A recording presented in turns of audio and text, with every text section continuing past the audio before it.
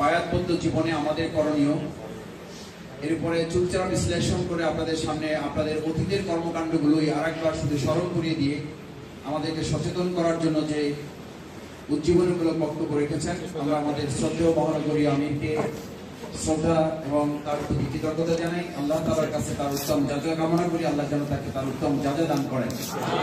আমাদেরকেও যাতে আল্লাহ তাআলা এর উত্তম শিক্ষা গ্রহণ করে আমাদের ব্যক্তি এবং আমাদের পরিবার, রাষ্ট্রীয় সামাজিক জীবনে আমরা যাতে ভূমিকা পালন করতে পারি, আল্লাহ তাআলা আমাদেরকেও সেই সিদ্ধান্ত নিয়ে এখান থেকে বের হওয়ার তৌফিক যাতে আল্লাহ আমাদেরকে দান করেন। আমিন। সম্মানিত ভাইয়েরা, আপনাদের জন্য আপনারা মাঠে দেখছেন যে হাড়ি, পাতিল, লাঠি, সোটা সব রেডি। শুধু যাবেন, হাতে লাঠি নেবেন আর ভাঙবেন। কিন্তু ইতিপূর্বে আমরা লক্ষ্য করেছি, আমরা যদি বলি ডানে যান তো বামে যায়, মনে করেন আমরা ঠিকটা বলতেছি না। লক্ষ্য নির্ধারণে এই হাড়ি ভাঙা একটি চমৎকার খেলা। আপনি আপনার লক্ষ্য চোখ বন্ধ করে বলতে পারবেন কিনা? কাজী ফার্মের একটা অ্যাড আছে, আপনি দেখবেন। ওরা বলে যে আমরা যেহেতু চোখ কান খোলা রেখে আপনার জন্য প্রোডাক্ট তৈরি করি, আপনি চোখ বন্ধ করে খেতে পারবেন, কোনো অসুবিধা নেই। তো ইসলামী আন্দোলনকেও আল্লাহ তাআলা এমন ভাবে ঢেলে সাজিয়েছেন, যুক্তি তর্কের ঊর্ধ্বে উঠে আমরা চোখ বন্ধ করে ইসলামী আন্দোলনের শপথ নিতে পারবো। এই সিদ্ধান্ত বলে আমরাও নিতে পারি ইনশাআল্লাহ, ইনশাআল্লাহ, ইনশাআল্লাহ। তো আমি আমার বক্তব্যটুকু সময় ছেড়ে দিয়ে আপনাদেরকে আমি খেলার মাঠে দিয়ে দিতে চাই। আমি আজকে আর বক্তব্য রাখতে চাই না। না ভাই। আচ্ছা, তাহলে যদি আপনারা একমত হন, আর আমি ভাইকেও একটু অনুরোধ করি। ভাই অবশ্য বলছিলেন যে ওখানে গিয়ে, আমি ভাবছি যে হাতে যে সময় আছে, আলহামদুলিল্লাহ আমাদের হাতে সময় আছে। তো আমরা যদি মনে করি ওখানে গেলে আবার আসতে, এখানে বসতে শৃঙ্খল হয়ে একটা টাইম চলে যাবে। আপনারা যদি মনে করেন যে আমাদের স্টামিনাটা এরকম যে মাসুদ ভাইয়ের এই নিরস এবং একেবারে রসকসহীন কথাও এখন আরো 25 মিনিট 30 মিনিট আমরা শুনতে পারবো, জি পারবো ইনশাআল্লাহ। আমরা একবারে করে আপনাদেরকে মাঠে নিয়ে ওখান থেকে খেলতে খেলতে বাড়ি চলে যাবো। জি ভাই পারবো। এখন কি খেলতে যাবো না আলোচনা শুরু করব? আলোচনা শুরু করব।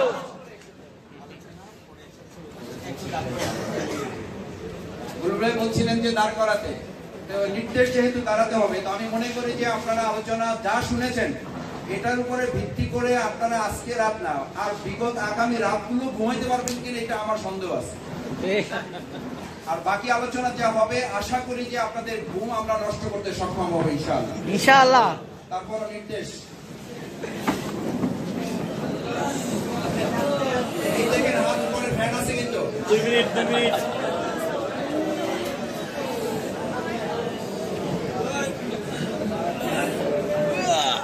বাইরে গেল যারা।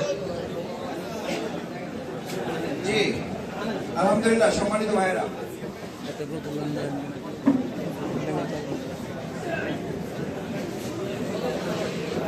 ভাই বসলাম। বসে বসে কি বসা যায়? জি ভাই।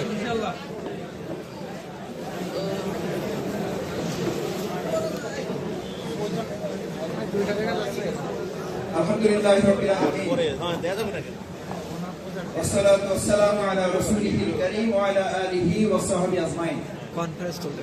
আমাদের প্রাণের সংগঠন প্রত্যয়দীপ্ত কাফেলা বাংলাদেশের স্বাধীনতা সার্বভৌমত্বের অতন্ত্র প্রহরী, অর্থবহ আরেকটি কার্যকর স্বাধীনতায় মানুষকে ফিরিয়ে নেওয়ার প্রত্যয়ে কাজ করে যাওয়া সংগঠন শহীদের রক্তে ভেজা এই কাফেলা বাংলাদেশ জামাত ইসলামী ঢাকা মহানগরী দক্ষিণের উদ্যোগে আয়োজিত আজকে এই দিনব্যাপী শিক্ষা শিবিরের সম্মানিত সভাপতি, আমাদের শ্রদ্ধেয় দায়িত্বশীল কেন্দ্রীয় নির্বাহী পরিষদের সম্মানিত সদস্য, আমাদের আবেগের কাফেলা ইসলামী ছাত্র শিবিরের সংগ্রামী সাবেক কেন্দ্রীয় সভাপতি জনাব নুরুল ইসলাম বুলবুল ভাই, উপস্থিত আজকের এই অনুষ্ঠানের সম্মানিত ব্যবস্থাপক, বাংলাদেশ ইসলামী ছাত্র শিবিরের সাবেক কেন্দ্রীয় সভাপতি, বাংলাদেশ জামাত ইসলামী ঢাকা মহানগরীর সংগ্রামী সহকারী সেক্রেটারি, আমার প্রিয় ছাত্র নেতা সাবেক, আমার প্রিয় সহকর্মী, প্রিয় সহ আন্দোলনের যোদ্ধা ভাই মোহাম্মদ আব্দুল জব্বার, বাংলাদেশ জামাত ইসলামী মহানগরী কর্ম পরিষদের সম্মানিত সদস্যবৃন্দ,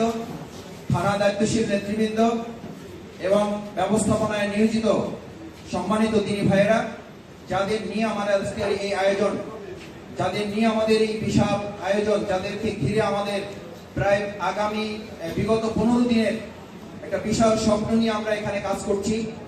আমাদের সেই সকল আত্মার আত্মীয় প্রাণপ্রিয় ইসলামী আন্দোলনের সম্মানিত সিফা সালার ইসলামী ছাত্র শিবিরের সাবেক সাথী ভাইয়েরা, আসসালামু আলাইকুম ওয়া রাহমাতুল্লাহি ওয়া বারাকাতুহু। ওয়া আলাইকুম আসসালাম ওয়া রাহমাতুল্লাহি ওয়া বারাকাতুহু। ব্যবস্থাপনা মণ্ডলীর পক্ষ থেকে, মহরমুল আমিরের পক্ষ থেকে বলা হয়েছে, আমাদের সোনালী অতীতের আলোকে ভবিষ্যৎ কর্মপন্থা। বাংলাদেশ ইসলামী ছাত্র শিবিরের যারা সাথী হিসাবে কাজ করেছেন, যারা অতীত রচনা করেছেন, সোনালী অধ্যায় রচনা করেছেন, তাদের সুন্দর আগামী ভবিষ্যৎ কেমন হওয়া উচিত, কোরআন এবং হাদিসের আলোকে আমি সংক্ষেপে আপনাদের সামনে কিছু বিষয় তুলে ধরার চেষ্টা করব। মহান আল্লাহ তাআলা আমাদেরকে উপযুক্ত কথাগুলো বলার এবং সেই কথাগুলো শুনে তার অনুযায়ী বাস্তব ময়দানে জীবন পরিচালনা করার তৌফিক আমাদেরকে দান করুন। সকলে বলেন আমিন। আমিন। সম্মানিত দিনী ভাই সব, আল্লাহ তাআলা এই পৃথিবীতে আমাদেরকে মানুষ হিসাবে পাঠিয়েছেন। আমাদের জন্য এর চেয়ে সোনালী অধ্যায়ের আর কি আছে? যদি আল্লাহ তাআলা আমাকে কাক বানিয়ে পাঠিয়ে দেন, যদি আল্লাহ তাআলা আমাকে বিড়াল, আল্লাহ তাআলা আমাকে গরু, ছাগল অথবা হাঁস, মুরগি, সিংহ, বেঙ্গল টাইগার অথবা আমার জন্য যদি হাতি পাঠাতেন, তাহলে আমাদের কিছুই করার ছিল না। এখানে যারা উপস্থিত হয়েছেন, কেউ আল্লাহ তাআলার কাছে অ্যাপ্লিকেশন করার সময় পাননি যে আল্লাহ তাআলা আমাকে মানুষ বানান। কেউ অ্যাপ্লিকেশন করার সময় পাননি আল্লাহ তাআলা আমাকে আপনি মুসলিম বানান। কেউ অ্যাপ্লিকেশন করার সময় পাননি আল্লাহ তাআলা আপনি আমাকে জামাতে শামিল করবেন। কেউ অ্যাপ্লিকেশন করার সময় পাননি আল্লাহ তাআলা আমাকে আপনি 100 বছর হায়াত দান করবেন। এই সমস্ত অ্যাপ্লিকেশন করা ছাড়াই যেই আল্লাহ তাআলা দয়া করে আপনাকে এতগুলো নিয়ামতের অংশীদার করেছেন, একজন মুসলিম উম্মাহ হিসাবে যদি আপনার জীবনকে জিজ্ঞেস করা হয় আপনার জীবনের সবচেয়ে সোনালী অতীত কি, তাহলে এক বাক্যে প্রথম আঙ্গুল উঁচু করে বলতে হবে, আল্লাহ তাআলা দুনিয়াতে আমাকে মানুষ হিসাবে পাঠিয়েছেন। এর চেয়ে আমার জীবনের আর সোনালী কোন অধ্যায় হতে পারে না। দ্বিতীয় সোনালী অধ্যায় হচ্ছে আল্লাহর কাছে নথি স্বীকার করে এই কথা বলতে হবে, আল্লাহ আমার জীবনের সোনালী অধ্যায় আমি বিসিএস পাস করছি তা নয়, আমার সোনালী অধ্যায় আমি বড় ব্যবসা করে আমি চেয়ারম্যান এমডি হয়েছি তা নয়, আমার সোনালী অধ্যায় আমি 5টা কোম্পানির ডিরেক্টর হয়েছি তা নয়, আমার সোনালী অধ্যায় আমি পিএইচডি করেছি, ডক্টরেট ডিগ্রি করেছি, আমি ইঞ্জিনিয়ার হয়েছি, আমি জেলা প্রশাসকে এসপি হয়েছি, ডিসি হয়েছি, এমপি হয়েছি, মন্ত্রী হয়েছি, জেলা পরিষদ চেয়ারম্যান হয়েছি। এর কোনো কিছুই আমার জন্য সোনালী অধ্যায় নয়। আমার জন্য দ্বিতীয় সোনালী অধ্যায় হচ্ছে ওয়াজতাবাকুম ওয়া হুয়া সাম্মাকুমুল মুসলিমিন। আপনি দয়া করে আমাকে মুসলিম জাতির অন্তর্ভুক্ত করেছেন। এর চেয়ে বড় নিয়ামত আমি মানুষ হিসাবে আমার জীবনের জন্য আর কিছু হতে পারে না। আমার জন্য দ্বিতীয় সোনালী অধ্যায় হচ্ছে আমাদের যাত্রা শুরু হয়েছে জাহান্নাম থেকে নাকি জান্নাত থেকে? আমাদের শুরু হয়েছে জান্নাত থেকে, আমাদের শেষ ইনশাআল্লাহ আবার জান্নাতে গিয়ে হবে। আমাদের সোনালী অতীত জান্নাত, আমাদের ভবিষ্যৎ জান্নাত। এই দুই মাঝখানে, জান্নাতের মাঝখানে যে ব্রিজ আপ আল্লাহ তাআলা দিয়েছেন, এই পুরো পরিবেশটুকুকে আমরা জান্নাতি পরিবেশ হিসেবে তৈরি করতে বদ্ধপরিকর। সেই জান্নাতি পরিবেশ তৈরি করার এক উত্তম প্রতিদান, এক উত্তম প্ল্যাটফর্ম, এক উত্তম বাসস্থান, এক উত্তম জায়গার নাম হচ্ছে বাংলাদেশ ইসলামী ছাত্র শিবির। তার নাম হচ্ছে বাংলাদেশ জামাত ইসলামী। ইসলামী ছাত্র শিবির যে এক জান্নাতি কাফেলা, বাংলাদেশ জামাত ইসলামী যে এক জান্নাতি কাফেলা, আজকে আমাদের হৃদয়ের মধ্যে সেই তৃপ্তি অনুভব করতে হবে কয়েকটি কারণে। সম্মানিত ভাইয়েরা, সৈয়দ ইমাম ইবনে আব্দুল কাইয়িম রাহিমাহুল্লাহ, তাকে জিজ্ঞেস করা হয়েছিল 73টি দল হবে, 72টি দল হবে, 70টি দল হবে, 120, 150, 200, 250 ইসলামী দল হবে। মুসলিম উম্মার মধ্যে অনেক দলে বিভক্ত হয়ে পড়বে মানুষ। তখন সেই দলগুলোর মধ্যে আমরা কিভাবে বুঝতে পারবো কোনটি হকপন্থী দল? ইমাম ইবনুল কাইয়িম রাহিমাহুল্লাহ তখন জাতির উদ্দেশ্যকে সামনে রেখে বলেছিলেন, যখন তোমরা দেখবে পৃথিবীর সমস্ত প্রতিপক্ষগুলো এমন একটি ইসলামী দলের দিকে আঙুল তুলে তাকিয়ে থাকে, তাদের রক্তচক্ষুগুলো তাদের দিকে তাকিয়ে থাকে, সমস্ত বন্দুকের নলগুলো তাদের দিকে তাকিয়ে থাকে, সমস্ত বুলেটগুলো তাদের জন্য প্রস্তুতি নিয়ে থাকে, পৃথিবীর সমস্ত ফাঁসির মঞ্চগুলো তাদের জন্য প্রস্তুত থাকে, পৃথিবীর সমস্ত হায়নারা তার দিকে ঝাঁপিয়ে পড়ার জন্য প্রস্তুত থাকে, পৃথিবীর সমস্ত জেলখানার দরজাগুলো তাদের জন্য উন্মুক্ত রাখা হয়, তখন বুঝতে পারবে সেই দলটি হচ্ছে হকপন্থী দল। আমি আপনাদের কাছে, বিবেকের কাছে জিজ্ঞেস করতে চাই, আজকের বন্দুকের গ্রাউন্ডগুলো কাদের জন্য প্রস্তুত? আজকের জেলখানার ফাঁসির মঞ্চগুলো কাদের জন্য প্রস্তুত?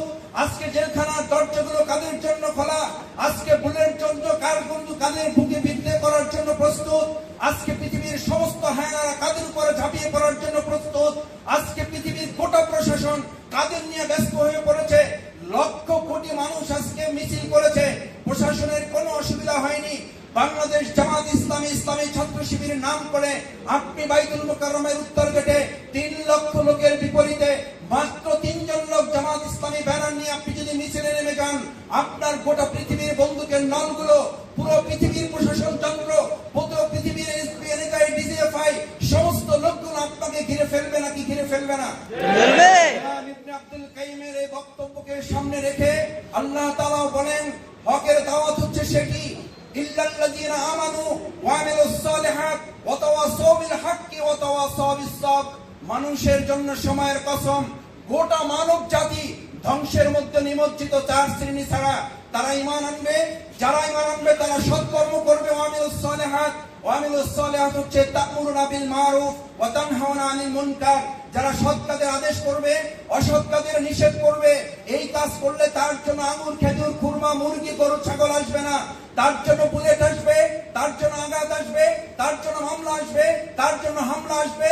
নির্যাতন, নিষ্পেষণ, শাহাদাতের শেষ তামান্না পর্যন্ত কাঙ্ক্ষিত মঞ্জিলে তাকে পৌঁছার প্রস্তুতি নিয়ে রাস্তায় নামতে হবে।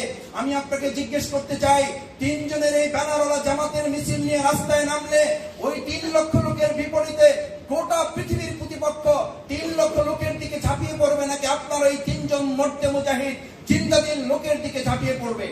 3 জনের দিকে ঝাঁপিয়ে পড়ে। তাহলে বুঝতে হবে আলহামদুলিল্লাহ, আল্লাহ তাআলা দয়া করে মানুষ হিসেবে আমাদের ভুলের কোনো সীমা নেই, আমরা ভুলের ঊর্ধ্বে নই। আমরা মানুষ হিসেবে অসংখ্য ভুল নিয়ে কাজ করছি, কিন্তু এতটুকু বুঝার সুযোগ আল্লাহ তাআলা দয়া করে তৈরি করে দিয়েছেন। গোটা পৃথিবীর ষড়যন্ত্রগুলো যদি ইসলামী ছাত্র শিবির আর জামাত ইসলামীকে হয়ে থাকে, তাহলে আল্লাহ তাআলা দয়া করে জান্নাতের কাফেলা হিসেবে বোধহয় এই আন্দোলনকে কবুল করে নিয়েছেন। আলহামদুলিল্লাহ। সম্মানিত ভাইয়েরা, সেই জন্য যেই জান্নাত থেকে আমাদের অতীত শুরু, আমাদের ভবিষ্যৎ কর্মপন্থা আর এক জান্নাতের দিকে, সেই জান্নাতের দিকে ধাবিত করার জন্যই আমরা আপনাদের এখানে সবাইকে নিয়ে সমবেত হয়েছি। আজকে এখানে যেমন একত্রিত হয়েছি, আল্লাহর কাছে তৌফিক কামনা করে আল্লাহ যেন জান্নাতুল ফেরদাউসে আমাদেরকে একত্রিত করে ভবিষ্যৎকে আমাদের সফল ও কামিয়াব করে দেন। আমিন। চতুর্থ যে বিষয়টি আমি আপনাদের উদ্দেশ্যে বলতে চাই, সম্মানিত ইসলামী আন্দোলনের জিন্দাদিল কর্মী ভাইয়েরা, বাংলাদেশে ইসলাম আজকে এমন একটা পর্যায়ে এসে পৌঁছেছে, আপনারা যদি সেই রাসূল করিম সাল্লাল্লাহু আলাইহি ওয়াসাল্লামের গজওয়ে হিন্দের হাদিসটি আজকে সামনে রাখেন, সুনানে আবু দাউদ, সুনানে ইবনে তিরমিজি গ্রন্থে পরিষ্কার বর্ণনা করা আছে, রাসূল করিম সাল্লাল্লাহু আলাইহি ওয়াসাল্লাম পূর্ব দিকে তাকিয়ে, আকাশের পূর্বের দিকে তাকিয়ে জোরে জোরে নিঃশ্বাস ফেলছেন। আর একজন সাহাবী এসে বলছেন, ইয়া রাসূলুল্লাহ, আপনি জোরে জোরে নিঃশ্বাস ফেলছেন কেন? কি দুশ্চিন্তা, কি উদ্বেগ, কি উৎকণ্ঠা আপনার মধ্যে উদয় হয়েছে? রাসূল করিম সাল্লাল্লাহু আলাইহি ওয়াসাল্লাম বললেন ওই সাহাবীর দিকে তাকিয়ে, আমি পূর্ব দিকে একটি বিজয়ের রেখা দেখতে পাচ্ছি, যেই বিজয়ের রেখা সংগঠিত হবে আমার একেবারে শেষ জামানার উম্মার মধ্যে, যেই উম্মার যুদ্ধ হবে বদরের যুদ্ধের সমতুল্য, যেই যুদ্ধে মুসলিম বাহিনী 3 ভাগে বিভক্ত হয়ে পড়বে, যেটা একটা অসম যুদ্ধ সংগঠিত হবে, যেই যুদ্ধের বিপরীতে মুশরিক, নাস্তিকরা, কাফিররা, জাহেলরা, হায়নারা অংশগ্রহণ করবে, সমস্ত মূর্তি পূজকরা একত্রিত হয়ে মুসলমানদের বিরুদ্ধে ঝাঁপিয়ে পড়বে। তখন মুসলমানদের 3টি ভাগে বিভক্ত হয়ে পড়বে। এক ভাগ এই প্রতিপক্ষের সমস্ত আয়োজন দেখে তাদের মধ্যে হতাশা, তাদের মধ্যে ভয়ভীতি তৈরি হয়ে তারা আগেই মুনাফিকের দলে শামিল হয়ে যাবে। আর এক দল যুদ্ধ করতে করতে, তাদের সাথে লড়াই করতে করতে, দিনের পর দিন, মাসের পর মাস, বছরের পর বছর সংগ্রাম করতে করতে তারা কতিপয় লোক শহীদ হয়ে যাবে এবং কতিপয় লোক আল্লাহ তাআলা বাঁচিয়ে রাখবেন, যাদের হাতে আল্লাহ ইসলামের পতাকা তুলে দিয়ে বিজয় ঘোষণা করে দিবেন। আর যারা মুনাফিক হয়ে যাবে, ওই মুশরিকদের সাথে অংশগ্রহণ করবে, তারা হবে সব জাহান্নামী। সম্মানিত ভাইয়েরা, আপনি আজকে যে ইন্ডিয়া, আমাদের পার্শ্ববর্তী প্রতিবেশী রাষ্ট্র ভারতের যে দৃশ্য আপনি অবলোকন করছেন, গতকাল থেকে না, বিগত কয়েক মাস কিংবা বছর ধরে আমাদের কাছে কি হাদিস প্রমাণ করে না সেই যুদ্ধ এখনো কয়েক শত বছর বাকি? না, আমি আপনাদের চোখের সামনে দেখতে পাচ্ছি এখন সেই যুদ্ধেরই এক দামামা বাজছে। আমরা সেই যুদ্ধের প্রস্তুতি নিয়েই মূলত এখানে একটা ট্রেনিং এর কর্মশালার জন্য শুধুমাত্র আপনাদেরকে ডাকা হয়েছে। এখন আপনাদের সিদ্ধান্ত নিতে হবে 3 ভাগের কোন ভাগে আপনি যাবেন। আপনি মুশরিকের দলে অংশগ্রহণ করে ভয় ভীতি কৌশলের নামে মুনাফিকের দলে খাতায় নাম লেখাবেন, নাকি আপনি যুদ্ধ করতে করতে শাহাদাতের তামান্নায় উজ্জীবিত হয়ে চূড়ান্ত দরজায় অতিক্রম করবেন, নাকি আপনি এই যুদ্ধে অংশগ্রহণ করে করে বিজয়ের কাফেলায় কলেমার পতাকা উড্ডীন করে মেহেদী আলাইহিস সালামের বিজয়ের পতাকা হাতে দিয়ে ইসলামের বিজয়ের স্বাদ আপনি গ্রহণ করবেন। এই প্রস্তুতিটুকুর জন্য আপনি রোকন হবেন কি হবেন না, তার চেয়ে বড় কথা হচ্ছে আপনি এরকম একটি কঠিন সিদ্ধান্ত বাস্তবায়ন করতে হলে বায়াতের জিন্দেগি ছাড়া এই পরিস্থিতি মোকাবেলা করে আপনি কুফরি থেকে বেঁচে, মুশরিকি থেকে বেঁচে, নাস্তিকতা থেকে বেঁচে আপনি শাহাদাতের তালিকা অথবা বিজয়ীদের তালিকায় আপনি টিকে থাকতে পারবেন না। কারণ যে পরিস্থিতি আপনি মোকাবেলা করছেন সেই পরিস্থিতির যে স্রোত, সেই স্রোত কি আমার পক্ষে না বিপক্ষে? এটি কি অনুকূলে না প্রতিকূলে? যদি প্রতিকূলে হয়ে থাকে, প্রতিকূলে সাঁতার কাটা একজন ব্যক্তি ইসলামী আন্দোলনে কখনো যদি মনে করে যার সাঁতার কেটে আসছি একেবারে তো খারাপ না, সামনে তো আর মাত্র অল্প কিছু পথ বাকি, এই প্রতিকূল পরিস্থিতিতে প্রতিকূল স্রোতে কোনো সাঁতার কাটা ব্যক্তি যদি সামান্য সময়ের জন্য হাত পা ছেড়ে দিয়ে বিরতি নেওয়ার চেষ্টা করে, বিশ্রাম নেওয়ার চেষ্টা করে, আপনি আপনার বিবেকের কাছে জিজ্ঞেস করুন এই সাঁতার কাটা ব্যক্তির সাথে স্রোত কি আচরণ করবে? স্রোত কি শুধু তাকে পিছনে নিয়ে যাবে? স্রোতের টানে কি সে শুধু পিছনেই চলে যাবে? তার আগের জায়গায় কি শুধু পৌঁছবে, নাকি ওখানেই থেকে যাবে? নাকি স্রোতের টালমাটাল উত্তাল তরঙ্গমালায় সে স্রোতের সাথে মিশে গিয়ে হাবুডুবু খেয়ে একসময় মৃত্যু মুখে পতিত হবে? ওখানে যেমন স্রোতের সাথে একজন মানুষ ফিজিক্যালি মৃত্যু মুখে পতিত হবে, আজকের এই উত্তাল তরঙ্গমালায় প্রতিপক্ষের এই পরিস্থিতি মোকাবেলায়, প্রতিকূল পরিস্থিতি মোকাবেলায় ইমানের জোর দাবি নিয়ে যদি আপনি চূড়ান্ত বায়তের প্রস্তুতি নিয়ে, চূড়ান্ত সিদ্ধান্ত নিয়ে কঠিন সংগ্রামের সামনে এগোনোর সিদ্ধান্ত নিতে না পারেন, তাহলে আপনার প্রতিপক্ষের এই স্রোতেও ঠিক একইভাবে আপনি এমন ভাবে হারিয়ে যাবেন, ওখানে শারীরিক মৃত্যু ঘটবে আর এখানে মৃত্যু ঘটবে ইসলামের, এখানে মৃত্যু ঘটবে ইসলামের, ইমানের মৃত্যু ঘটবে। আপনার ইমানের মৃত্যু ঘটার এই কঠিন পরিস্থিতির মধ্যে আমি আজকে আপনাদের কাছে জানতে চাই, প্রিয় ভাইয়েরা, আমাদের সোনালী অতীত হচ্ছে আমাদের আদি পিতা হযরত আদম আলাইহিস সালাম, তার বিপরীতে ইবলিস। আমাদের সোনালী অতীত হচ্ছে হযরত ইব্রাহিম আলাইহিস সালাম, তার বিপরীতে নমরুদ। আমাদের অতীত হচ্ছে হযরত মুসা আলাইহিস সালাম, তার বিপরীতে ফিরাউন। আজকে আমাদের অতীত হচ্ছে সৈয়দ হাসানুল বান্না, তার বিপরীতে কামাল পাশারা। পৃথিবীর ইতিহাস বলে হযরত ইব্রাহিম আলাইহিস সালাম, হযরত আদম আলাইহিস সালাম, হযরত মুসা আলাইহিস সালাম, হযরত ইউসুফ আলাইহিস সালাম, আমাদের সৈয়দ হাসানুল বান্না, সৈয়দ কুতুব শহীদ, সৈয়দ বদরুজ্জামান নুরসি, সৈয়দ আবদুল্লাহ মওদুদী মরহুম রাহমাতুল্লাহ আলাইহিরা, তাদের যে সোনালী অতীত তারা তৈরি করে গিয়েছেন, তার আলোকে যে সুন্দর ভবিষ্যৎ তৈরি হয়েছে। আমাদের অতীত সোনালী ছিল, এই অতীত সোনালীর রাস্তা ধরে আমরা এক সুন্দর রাজপথের আগামী আরেকটা সোনালী ভবিষ্যৎ তৈরি করার জন্য আমরা বায়াতবদ্ধ জীবন গ্রহণ করতে চাই ইনশাআল্লাহ, ইনশাআল্লাহ। কারণ আপনার অতীত সোনালী, আপনি সোনালী অতীতের মানুষ। We have nicely glorious past. শুধু মুসলিমরা এই কথা বলতে পারে যে আমাদের একটা সোনালী অতীত আছে।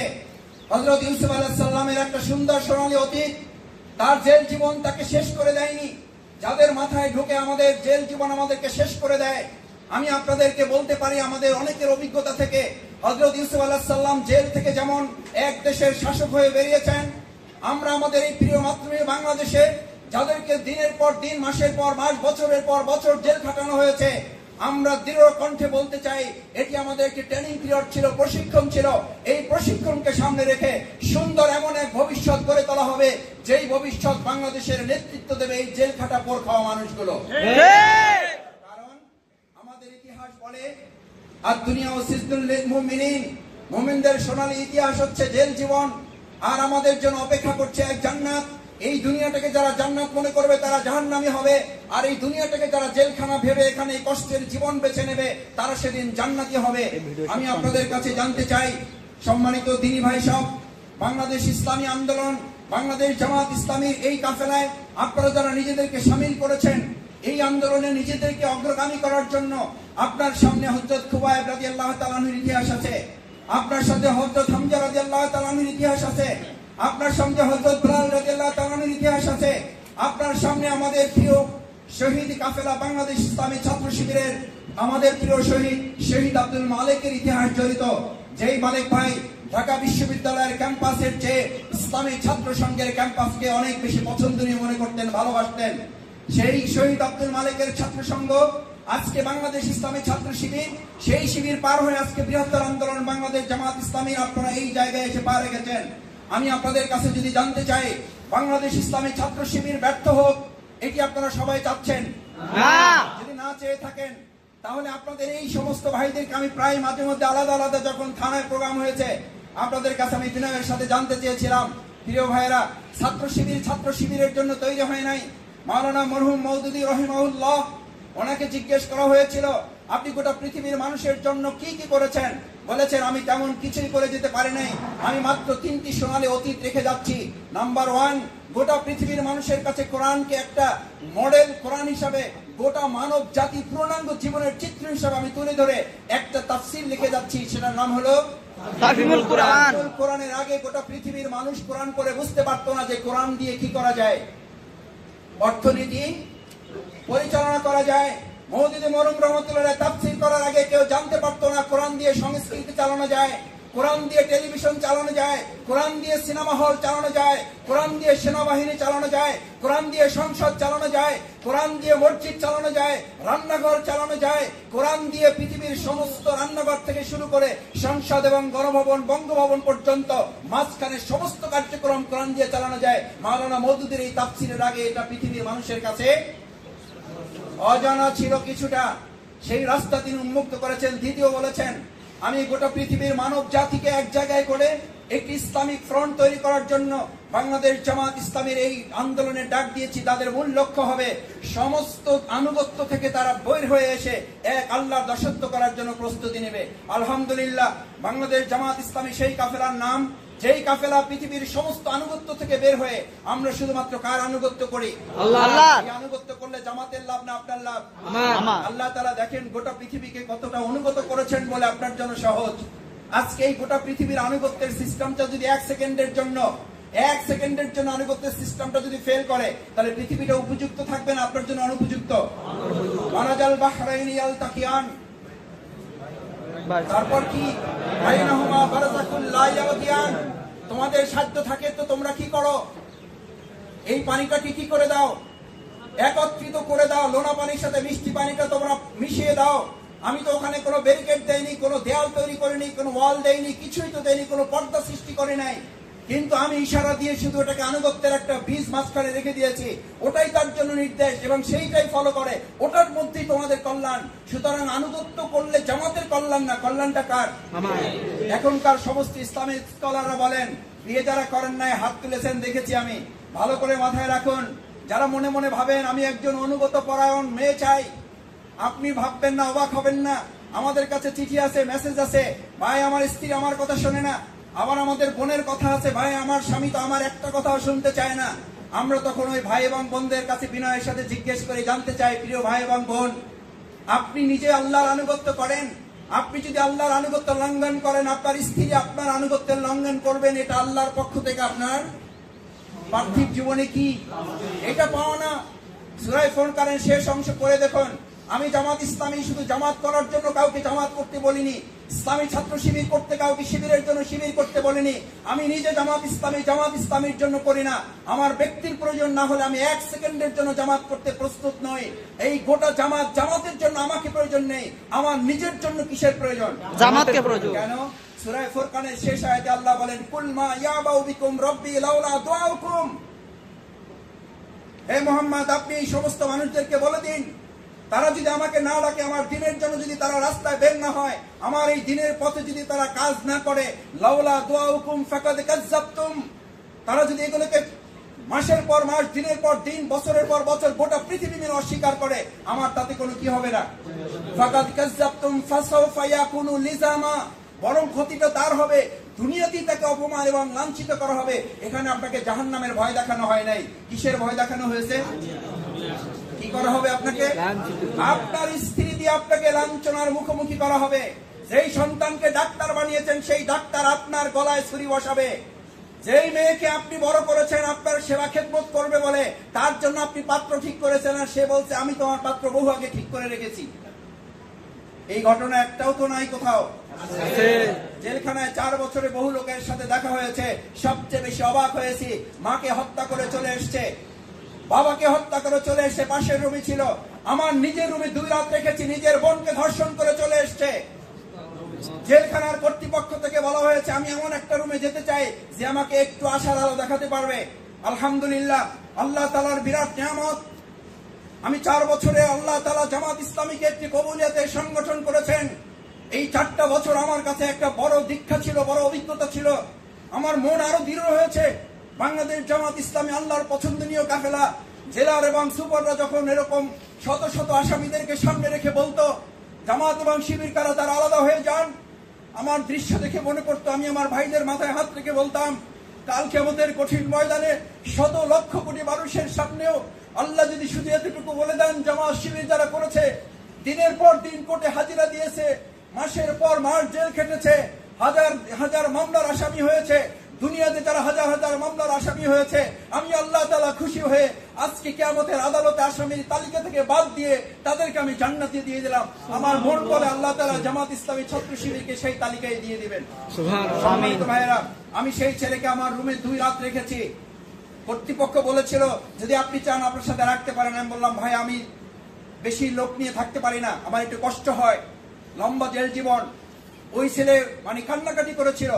আমি তাকে বলেছিলাম, ভাই তুমি পাশের রুমে থাকো, আমি তোমাকে সহযোগিতা করবো। বলছে, মাসুদ ভাই আমার নিজেকে মানুষ মনে হয় না, আপনি বুঝতে পারেন আমি কোন পশুর জগতে পৌঁছে গেলে আমি আমার বোনের ইজ্জতকে রক্ষা করতে পারি নাই। আমি একজন MBA করা ছাত্র, মেডিকেলে ভর্তি পরীক্ষা দিয়েছিলাম, আমার বাবার স্বপ্ন ছিল আমি অনেক বড় কিছু হব। আমি এতটা লম্পট পর্যায়ে পৌঁছে গেছি। আজকে এটা একটা ঘটনা না, এরকম শত সহস্র ঘটনা।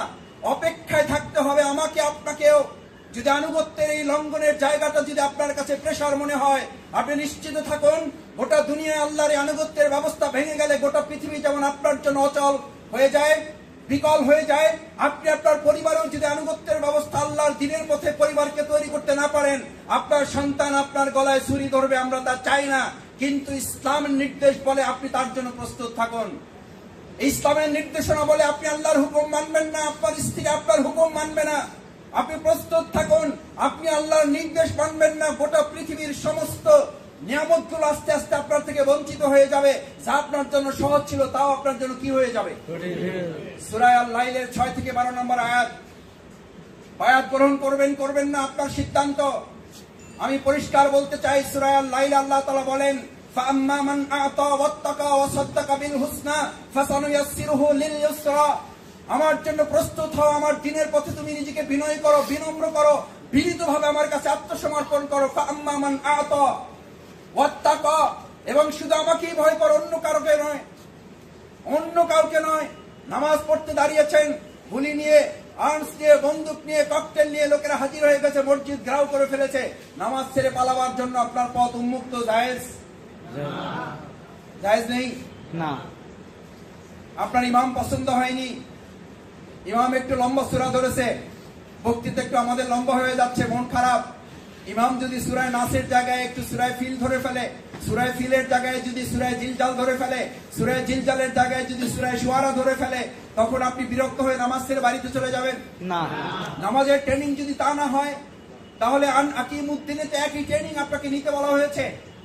ইসলামী আন্দোলনে আনুগত্যের এই জায়গাটিকে আমরা এমন ভাবে গ্রহণ করব, আনুগত্য হচ্ছে সমস্ত ইবাদতের মূল। ইসলামী আন্দোলনের সোনালী অতীত ছিল সাদ ইবনে আবি ওয়াক্কাস রাদিয়াল্লাহু তাআলা এরকম আনুগত্যের ইতিহাস তৈরি করার জন্য পাহাড়ে গিয়ে যখন আশ্রয় নিয়েছিলেন। মনে পড়ে ইয়া সারিয়াতুল জাবাল, মনে পড়ে যখন আপনি আল্লাহর আনুগত্য করবেন তখন শুধু আপনার কর্মীরা আপনার আনুগত্য করবে না, তখন শুধু এই গোটা পৃথিবীর, গোটা বাংলাদেশের 56,000 বর্গ মাইল আপনার আনুগত্য করবে তা না, গোটা পশু পাখি ও ইমানদারদের আনুগত্য করেছে না করে নাই? যখন এই কথা ডিক্লার দিয়েছিল তার সৈন্যরা মনে করেছিল আমাদের সেনাপতি যুদ্ধ করবে কি, তার তো আগেই মাথা খারাপ হয়ে গেছে, পশু পাখির সাথে কথা বলে। আলহামদুলিল্লাহ, ইসলামের সোনালী ইতিহাস হচ্ছে যখন পশু পাখির সামনে দাঁড়িয়ে কথা বলা শুরু করেছিল। ইতিহাস কি বলেন? নেতার কথা কি পশু পাখি শুনেছে না শুনে নাই? শুনেছিল, কারণ সেই নেতারা কার আনুগত্য করতে জানতো? আল্লাহর আনুগত্য করতে জানতো। আল্লাহর আনুগত্য করতে জানতো বলে শুধু মানুষ নয়, তাদের কথা নদীর পানি শুনেছে না শুনে নাই? শুনেছে। লাঠি মারার সাথে সাথে তাদের জন্য রাস্তা হয়েছে। আলহামদুলিল্লাহ, আজকে সিদ্ধান্ত গ্রহণ করুন, ওরকম নিষ্ঠুর আনুগত্য আমি করতে চাই, ওরকম নিঃসংকোচ আনুগত্য আমি করতে চাই, আমি এরকম আনুগত্য করতে চাই। আমি শুধু স্বপ্নে দেখেছি আমার সন্তানকে জবাই করতে হবে, জবাই করার জন্য প্রস্তুত।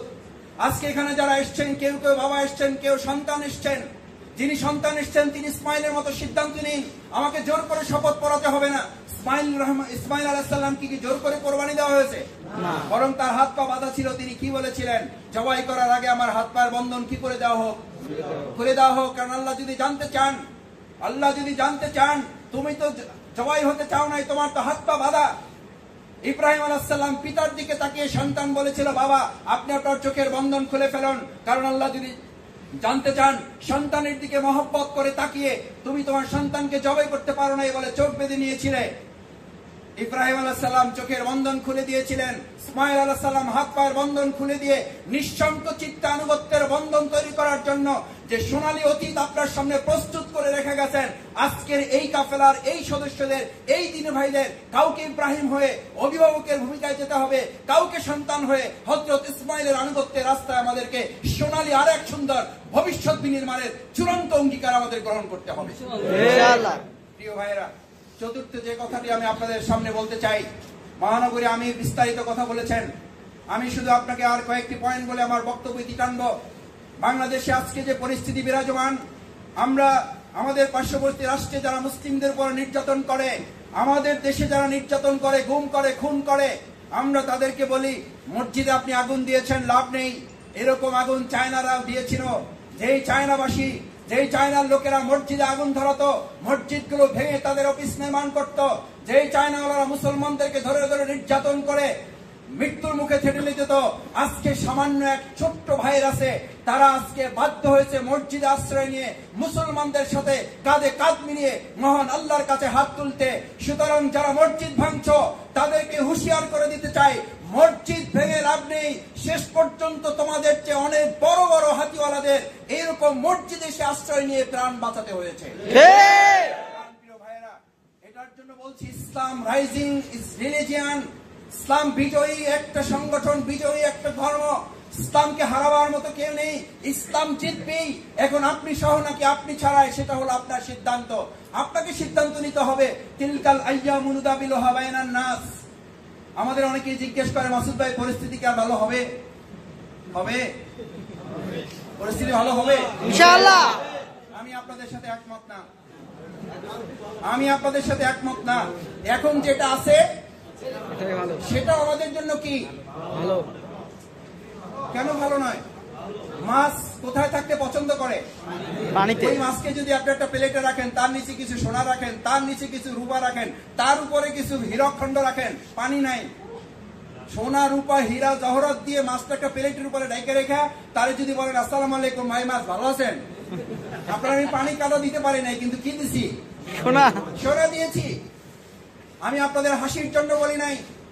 কোরআনে আপনার যে রাস্তার কথা বলা হয়েছে সোনালী এবং ভবিষ্যৎ যে রাস্তার স্বপ্ন আপনাকে দেখানো হয়েছে, সেই রাস্তার নাম কি? সেই রাস্তার নাম কি সোজা রাস্তা নাকি বাঁকা রাস্তা? সেটা কি কণ্টকাকীর্ণ নাকি ফুল বিছানো? কণ্টকাকীর্ণ। যদি কণ্টকাকীর্ণ ফুল বিছানো না হয়, যদি কণ্টকাকীর্ণ হয়, তাহলে তো এইটাই that is way, right way. এই রাস্তার পরিচয় তো আপনাকে দেওয়াই হয়েছে।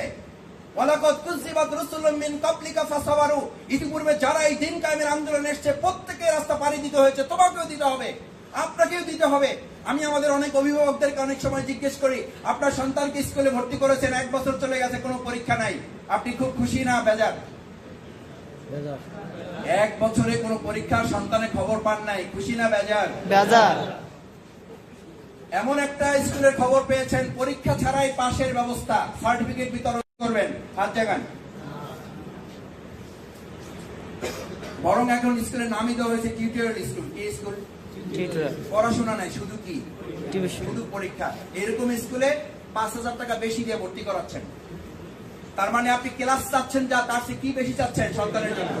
কি মজার ব্যাপার দেখুন। দুনিয়ার সামান্য সার্টিফিকেট সফলতার জন্য পরীক্ষার পর পরীক্ষা আপনি পছন্দ করেন। আর যে জান্নাতের স্বপ্ন আপনি দেখেন, সেই জান্নাতের রাস্তায় আপনি চলবেন। অতীতের ইতিহাস যারা রচনা করেছে, যারা সারায় মোবাশশারা হয়েছে, তারা তো জীবনের প্রত্যেকটি কদমে কদমে পরীক্ষা চেয়েছেন, পরীক্ষার মধ্যে জীবন বাঁচাতে চেয়েছেন। তারা তো যুদ্ধকে ভালোবেসেছেন। তাদের সাথে সঙ্গী ছেড়ে, তাদের বাসর রাত ছেড়ে, তাদের স্ত্রীকে স্পর্শ করে গোসল করার সময় পর্যন্ত নষ্ট না করে যুদ্ধের ময়দানে শহীদ হয়ে যারা গিয়েছেন, তাদের জন্যই তো জান্নাতের সুখবর। আপনি সেই দলের না সেই দলের বিপরীতে? সেই দলের। তাহলে আপনি আর কোন ভালোর দিকের, কোন ভালো সময়ের কথা আমাকে শোনাচ্ছেন? কোন ভালো সময়ের কথা শোনাচ্ছেন? হ্যাঁ, কিছু খারাপ ছাত্র থাকে, পরীক্ষার ডেটের কথা শুনলেই, পরীক্ষার ডেট শুনলেই জ্বর আসে, বুঝতে হবে সে ভালো ছাত্র। মিছিলের খবর শুনলেই আপনার একটু পালপিটেশন বেড়ে যায়, বুঝতে হবে আমি ভালো ইমানদার। প্রোগ্রামের খবর শুনলেই আমার একটু মনটা খারাপ হয়ে যায়, বুঝতে হবে আমার ইমান ঠিক আছে। পরীক্ষার তারিখ শুনলেই যদি আপনার মন খারাপ হয়ে যায়, আপনার ফর্ম ফিল আপ নাই, রেজিস্ট্রেশন নাই, আপনার ছাত্রত্ব আছে? আছে? 10 বছরে কোনো পরীক্ষার মধ্যেই পড়েন নাই, মন খারাপ করেন না কেউ। আমি অনেককে জিজ্ঞেস করি, ভাই কেমন আছেন? ওই ভাই আলহামদুলিল্লাহ, 10 বছরে আমার কোনো সমস্যা নেই, আল্লাহ আমার প্রতি বিরাট দয়া করেছেন। আপনার কোন সন্তান 10 বছরে কোনো পরীক্ষাই পড়ে না স্কুলে, আপনি কি হেডমাস্টারকে বলবেন, হেডমাস্টার সাহেব ধন্যবাদ, 10 বছরে আমার ছেলের কোনো পরীক্ষা হয় নাই, আমি এরকমই একটা কলেজ খুঁজছিলাম, আপনাকে সেলুট, অভিনন্দন, আপনার জন্য আমি আলাদা একটা স্মারকের ব্যবস্থা করতে চাই। আমরা পরীক্ষা চাই না, কিন্তু পরীক্ষা আসলে সেটাকে মোলাকাত করাটা হচ্ছে মুমিনদের সোনালী কি অতীত। রাদিয়াল্লাহু তাআলা আনহুকে 2 হাত বেঁধে ফাঁসির মঞ্চে নিয়ে যাওয়া হচ্ছিল। ফাঁসির মঞ্চ দেখে তিনি ভয় পেয়েছিলেন না, কেঁদেছিলেন না, 2 রাকাত নামাজ আদায় করে বলেছিলেন, ভালো করে খেয়াল করুন প্রিয় সাথী ভাইয়েরা, আজকে এরকম সিদ্ধান্ত নিয়ে যাচ্ছেন, ভালো করে মাথায় নিয়ে যান। খুবাইব রাদিয়াল্লাহু নামাজ পড়তে গিয়ে বিলম্ব করেন নাই এই কারণে যে প্রতিপক্ষ যেন মনে না করে নামাজ বিলম্ব করে মৃত্যুকে বিলম্বিত করতে চেয়েছে, বরং নামাজ তড়িঘড়ি করে শেষ করে বলেছিল, নামাজে আমি এতদিন মজা পেতাম কারণ আসসালাতু আইনুল যিকির, এই সালাত ছিল আমার গোটা অন্তরে প্রশান্তিদায়ক একটা ইবাদত। বাট আজকে আমার সামনে এমন এক ফাঁসির মঞ্চ তৈরি করা, যেই প্রশান্তিদায়ক নামাজের চেয়েও আমার কাছে ওটা এত বেশি প্রিয় যে নামাজ সংক্ষেপ করে আমি চলে এসেছি, তার চেয়েও বেশি মনে করেছি তোমরা যেন মনে না করো ইমানদাররা মৃত্যুকে ভয় পায়, তাই নামাজের কারণে আমি বিলম্ব করে মৃত্যু থেকে জীবনকে দীর্ঘায়িত করতে চেয়েছি। এতটুকু কালিমাও আমরা মুসলমানরা আমাদের প্রতিপক্ষের হাতে তুলে দিতে চাইনি। সেই সোনালী অতীতের উত্তরসূরি আজকে পূর্বসূরি হিসেবে আপনারা এখানে, আপনারা এখানে যারা মনে করেন 1971 না থাকলে গণমঞ্চ তৈরি হতো না, ভালো করে মাথায় রাখুন, হযরত খুবাইব রাদিয়াল্লাহু তাআলা 2 হাত বাঁধা অবস্থায় যখন তাকে ফাঁসির মঞ্চে নিয়ে যাওয়া হচ্ছে, গণজাগরণ মঞ্চ তৈরি হয়েছে না হয় নাই? নৃত্য হয়েছিল না হয় নাই? বাজনা বেজেছিল না বাজনা বাজে নাই? গান বেজেছিল না গান বাজে নাই? হাতে তালি দিয়েছিল না হাতে তালি দেয় নাই?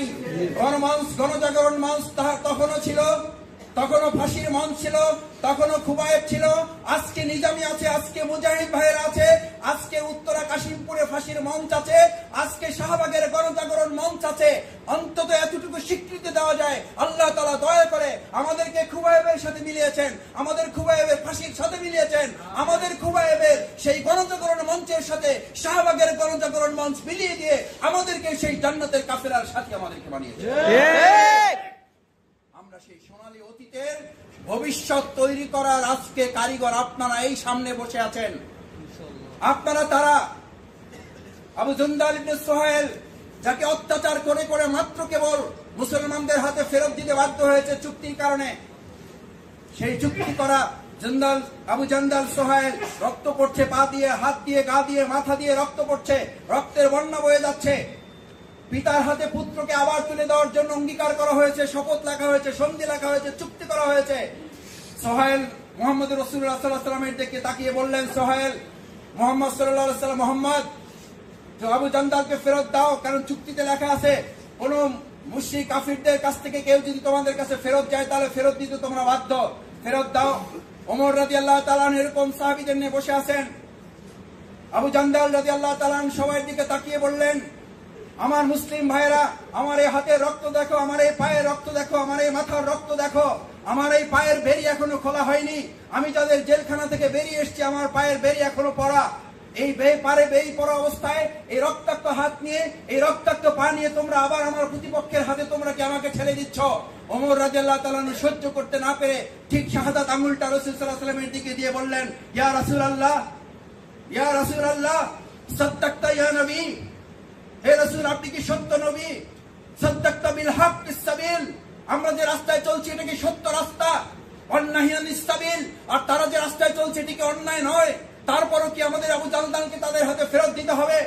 রাসূল করিম সাল্লাল্লাহু আলাইহি ওয়াসাল্লাম আবু জান্দালের মাথায় হাত রেখে তার চোখের পানিটুকু মুছে দিয়ে বলেছিলেন, আবু জান্দাল, তোমার এই রক্তাক্ত শরীরের উপরে আর মাত্র কিছু সময় পর আল্লাহ রাব্বুল আলামিন আমার কাছে জিবরাইল আমিন দিয়ে সংবাদ পাঠিয়ে বলে দিয়েছিলেন, আবু জান্দালের এই রক্তের কর্মপদ্ধতির উপরে মাত্র কিছু সময়ের পর ফাতহে মক্কা তোমাদেরকে আমি উপহার দেব।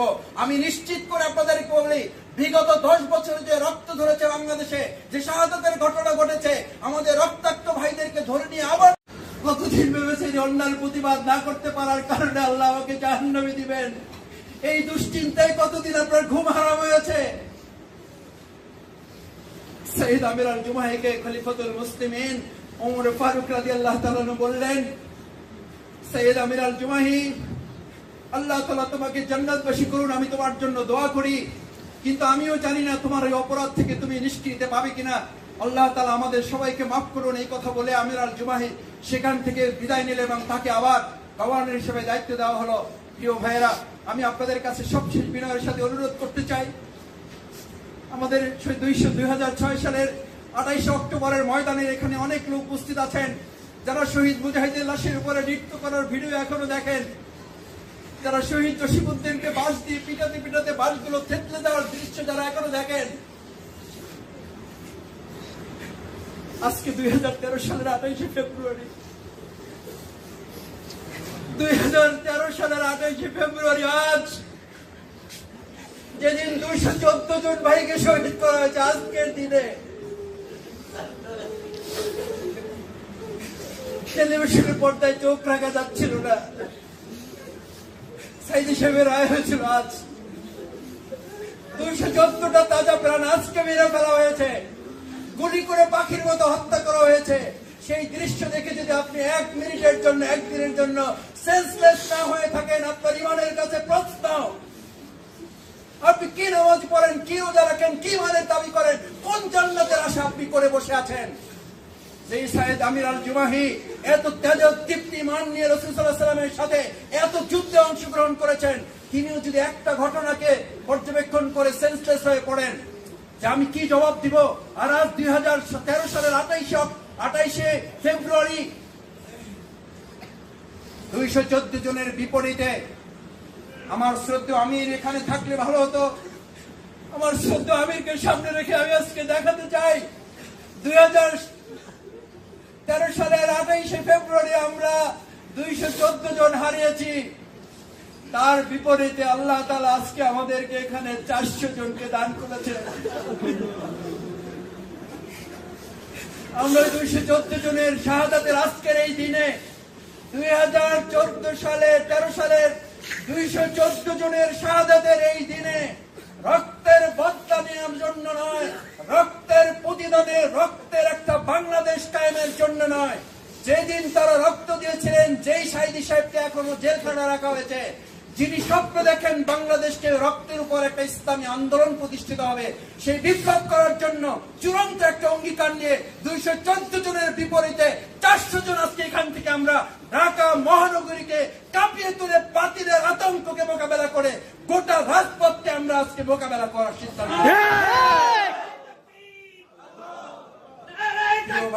আল্লাহু আকবার। আজকে সেই 2013 সালের 28 ফেব্রুয়ারিকে সামনে রেখে আমি আপনাদেরকে ওয়াদা করতে বলবো, বায়াত দিতে বলবো। আজকে বায়াত নিয়ে গিয়েছেন আপনারা, আজকে আপনারা মৌখিক ভাবে না, অন্তরের দিক থেকে বায়াত নিয়ে যাচ্ছেন। এখান থেকে বায়াত নিয়ে আপনারা শুধু মৌখিক উচ্চারণটা একটা প্রক্রিয়াগত কারণে 3 মাস, সর্বোচ্চ সময় কয় মাস? 3 মাস, সর্বোচ্চ 3 মাস আমরা সময় হাতে নিচ্ছি। আমরা মৌখিক ভাবে সেদিন ঘোষণা করব, অন্তরের দিক থেকে সিদ্ধান্তটা আমরা আজকে নিলাম। দেখি আল্লাহ আপনি মৌখিক স্বীকৃতির জন্য আমাদের যত কম সময় পারেন, কিন্তু অন্তরের আজকে 2014 শহীদের রক্তের বদলা হিসেবে আমাদের এই প্রত্যেকের হাতগুলো আপনি সর্বোচ্চ রুকনিয়তের বায়াতের জন্য কবুল মঞ্জুর করে নেন। সেই প্রত্যাশা ব্যক্ত করে আপনাদের আবারও সবাইকে ধন্যবাদ জানিয়ে, কষ্ট করেছেন, আপনাদের চেহারাগুলোর দিকে তাকালে আমরা আবেগ আপ্লুত শুধু হই না, আমরা আশাবাদী হই, আশান্বিত হই। আমাদের এই প্রিয় ঢাকা মহানগরী দক্ষিণকে গোটা বাংলাদেশের জন্য একটা ইসলামী আন্দোলনের মডেল করে এই আন্দোলনকে এগিয়ে নিয়ে যাব, সেই প্রত্যাশা ব্যক্ত করে আবারও আপনাদের সবাইকে ধন্যবাদ জানিয়ে আমি আমার কথা শেষ করছি। আমরা হয়তো এখানে আবার সবাই একত্রে বসার সুযোগ পাবো কিনা, আশা শুরু থেকে এই পর্যন্ত যে যা কষ্ট পেয়েছেন, আল্লাহর রাস্তায় আমাদের কি আপনারা ক্ষমা করে দিবেন?